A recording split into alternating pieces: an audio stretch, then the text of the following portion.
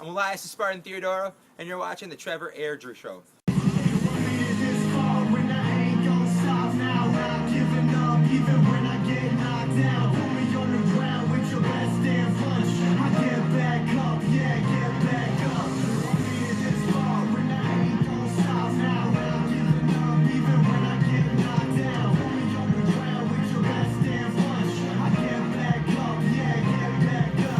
Welcome everybody to episode 21 of the Trevor Airdrie Show.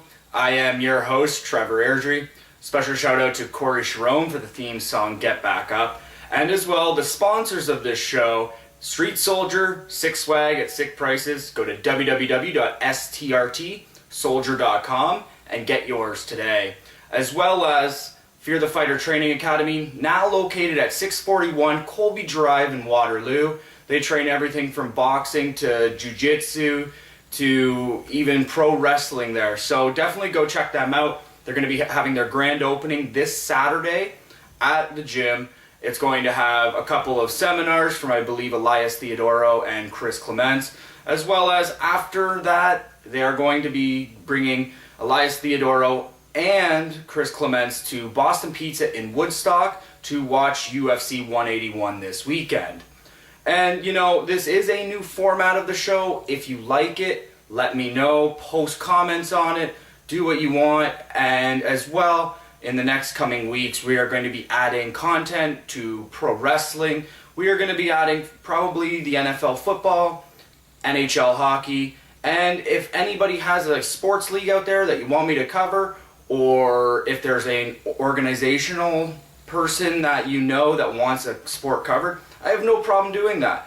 But the whole thing is these new shows hopefully will be less than probably about 12 minutes long. So going forward, more content, get it hit strong to you without as much talking in between. And without anything further, now we go on to the show. So this weekend, like I said, UFC 181. It has a bunch of great matches. I'm going to talk about the top 3 fights on the card.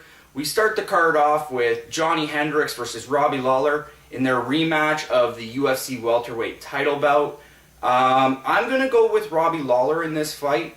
I believe Lawler has more drive and determination. His age is starting to creep up on him. This is probably going to be his last shot if he doesn't get it done against Johnny Hendricks. And I believe that's going to be enough motivation behind Robbie Lawler to get this done. And with Johnny Hendricks, he does have that one-touch knockout power. He does have numerous strengths in the wrestling category. He has numerous strengths in a lot of places in the cage. But I'm thinking that Robbie Lawler is going to get the job done. I believe it's even going to be a first-round TKO victory for the veteran of the sport in Robbie Lawler and your new UFC welterweight champion. Co-main event of the night, we have the tough 20 coaches of Gilbert Melendez versus Anthony Showtime Pettis. Pettis obviously going into the fight as the champion. He's going in on a little bit of a hiatus with an injury problem. Gilbert Melendez is coming in for, after his big debacle where he signed with Bellator and then the UFC matched a contract, which is partial to the reason why he got the Ultimate Fighter spot, as well as he is a top contender. I actually scored him as the victor the first time he fought for the UFC title against Benson Henderson, 3 rounds to 2. It was a close fight. I did give it to Gilbert, but, that's the luck of the judges, and, that happens sometimes in MMA. This weekend, though, I do believe Gilbert Melendez, just like Robbie Lawler, will come out and just take the crowd by storm. I do believe he's going to win a lopsided decision, probably in the neighborhood of 50-46. I am giving Pettis 1 round, but I think El Nino is going to be proving to be too much for Anthony Showtime Pettis coming off of that lengthy injury. I do, however, see Gilbert winning this weekend and then an immediate rematch for Anthony Showtime Pettis, with a bunch of, contenders there in the wings. It's not exactly wise for the UFC to do this. I just think that after the injury hiatus, I could definitely see the UFC doing something like this where, you know, Gilbert Melendez wins via decision and they want to put them up against each other. And, you know, it might be a little bit of a mistake with Donald Cerrone waiting in the wings, first fighter coming to my mind. And then the third fight I'm going to touch on this weekend, like I said, more condensed show, is Travis Browne versus Brandon Schaub. Heavyweight tilt. We have Travis Browne has been a contender for quite some time now. And then we have Brandon Schaub who, you know, he somehow, some way always stays in that top 10, top 15 discussion.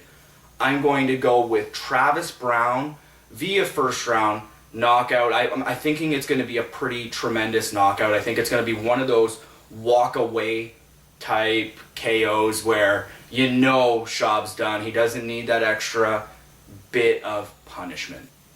And now that I'm done, my top 3 fights that I'm looking forward to on UFC 181, we have the news of the week.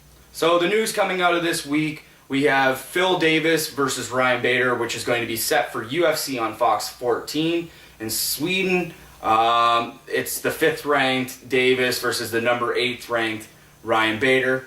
It makes sense to be on this card with the other fights announced, with Alexander Gustafsson versus Rumble Johnson in the main event, which, assuming to most, will be the number 1 contender to the UFC light heavyweight champion. And then we also have Dan Henderson versus Gegard Mousasi, also in the co-main event. So those 3 fights on a UFC in Sweden fight night, it makes a lot of sense, and it's an incredible 3 fights to give away on free TV. Also this week we had Wanderlei Silva threatening to sue the UFC if they block him from signing autographs or doing, you know, social stuff with the Bellator brand. I don't see any problem with this. Like, I know Wanderlei is still technically under contract with the UFC, but they've, like, you know, he's not exactly that guy that's going to go up into the title picture again. Hell of a veteran of the sport, hell of an MMA fighter of all time. I would call him one of the best ever.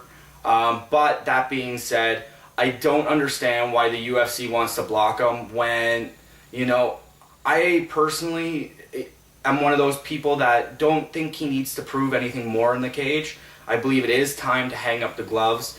Maybe one more retirement fight, but the type of retirement fights I would want to see would, like, the main name that comes to mind for me for a retirement fight for Wanderlei, just because they're 2 legends of the sport, is Quentin Rampage Jackson, who's over in Bellator.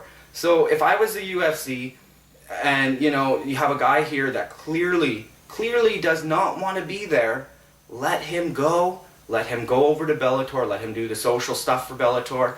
And if he wants to fight one time over there, so be it. Just, you know, he's a veteran of the sport. Treat him like a veteran and let him go. And also this week we have Hector Lombard apparently knowing stuff that most of us are assuming. Nothing has been clearly announced yet. He thinks that GSP is going to come out of retirement in 2015 and wants to welcome him back to the cage at UFC Melbourne next November the 15th. You know, Hector Lombard, I was a big fan of his in the Bellator brand. I've been a big fan of his since he's come over to the UFC. If GSP comes back, it has to be for a title. Hector Lombard does not make sense. And if it's not for a title, it's got to be against the loser of, say, Johnny Hendricks versus Robbie Lawler. It has to be a top 4 guy. We all know he's not fighting Rory McDonald. And it's either going to be the winner of this weekend or the loser of this weekend. And we all know that they've already promised Rory McDonald the main event spot against the winner of this. So the loser of this makes way more sense than Hector Lombard, you know.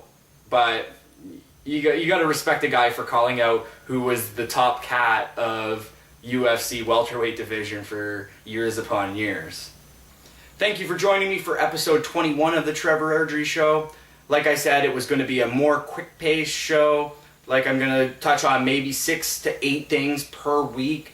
And then any type of predictions or recaps that are going to come out are going to take place after the show is concluded. I also want to thank Corey Sharon for the theme song Get Back Up, Elias Theodoro for the sick new entrance to the show.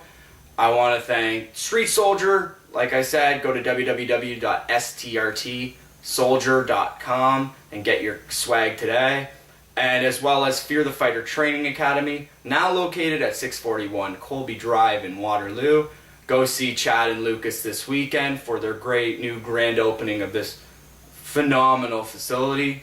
And without anything further, dream it, believe it, achieve it. I'm Trevor Airdrie, signing off.